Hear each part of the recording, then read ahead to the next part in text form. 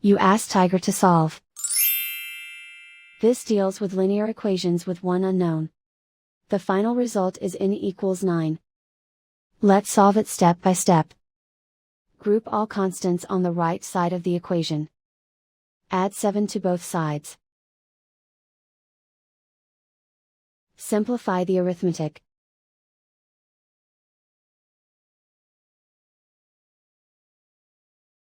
Isolate the n. Divide both sides by 3. Simplify the fraction.